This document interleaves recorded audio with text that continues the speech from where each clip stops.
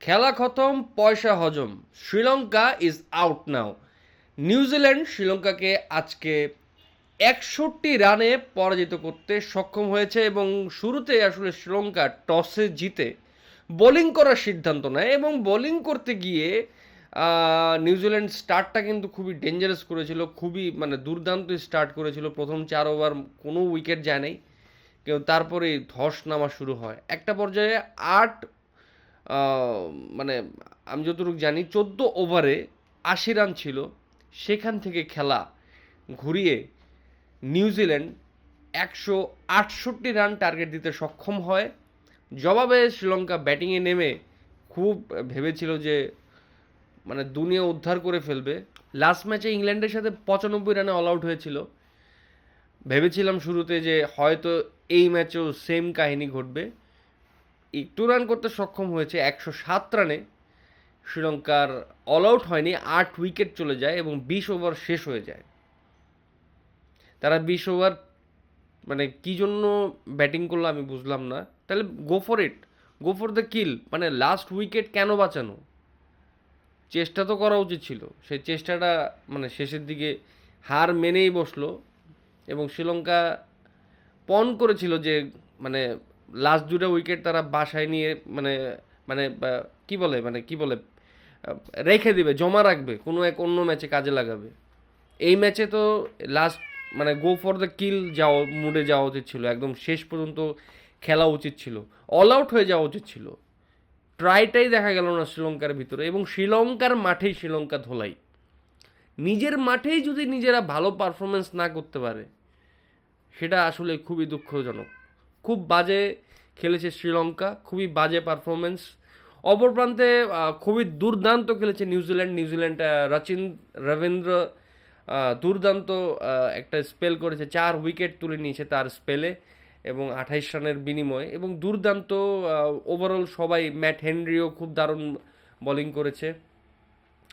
ব্যাটিংটাও আসলে খুব অ্যাভারেজ, কিন্তু শেষের দিকে যদি ওই লাস্টের দিকে প্লেয়ারগুলো যদি মানে ভালো মতো ফাইট ব্যাক না দিতে পারতো, তাহলে হয়তো 168 রান করতে সক্ষম হতো না নিউজিল্যান্ড এবং খুব কঠিন হতো এই ম্যাচটা জিতা।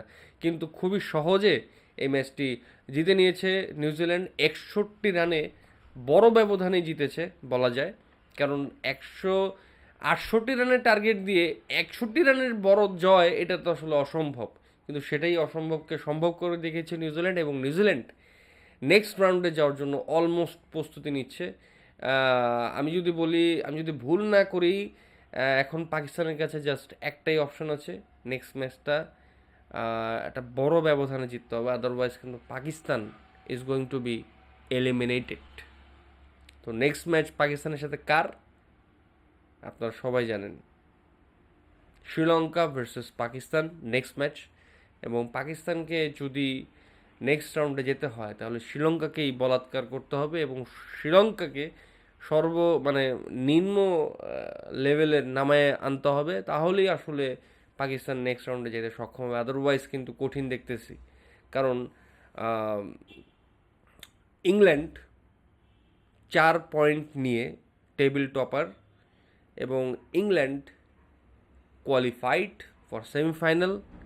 এখন এই সেমিফাইনাল স্পটের জন্য এই গ্রুপ থেকে নিউজিল্যান্ড আর পাকিস্তানই সামনে এগোতে পারে। একদিকে দেখেন, ভালো করে খেয়াল করেন, নিউজিল্যান্ড কিন্তু প্রথম ম্যাচ ড্র হয় পাকিস্তানের সাথে বৃষ্টিজনিত কারণে। দ্বিতীয় ম্যাচ নিউজিল্যান্ড জিতে নিয়েছে। পাকিস্তান কিন্তু দ্বিতীয় ম্যাচ জিততে পারেনি, পাকিস্তান সেখানে কিন্তু ব্যাকে আছে। এখন নেক্সট ম্যাচ যদি নিউজিল্যান্ড ইংল্যান্ডের সাথে হেরে যায় বড় ব্যবধানে, আর পাকিস্তান যদি নেক্সট ম্যাচ শ্রীলঙ্কার সাথে জিতে যায় বড় ব্যবধানে, তাহলে পাকিস্তান নেক্সট রাউন্ডে যেতে পারবে। আদারওয়াইজ যদি কোনো কারণে নিউজিল্যান্ড ইংল্যান্ডকে হারিয়ে দেয়, তাহলে সেখানে কোনো সম্ভাবনাই নেই।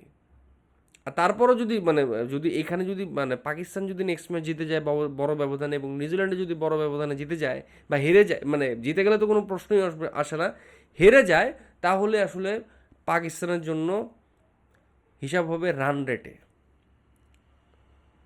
তাহলে পাকিস্তানের জন্য আসলে আগামী দিনগুলো খুব ভয়ঙ্কর যাচ্ছে। লাস্ট এই ম্যাচটা পাকিস্তানের জন্য do or die, otherwise tournament থেকেও পাকিস্তান বেরিয়ে যাচ্ছে। সো খেলা জমে ক্ষীর। দেখা হবে আগামী ভিডিওতে।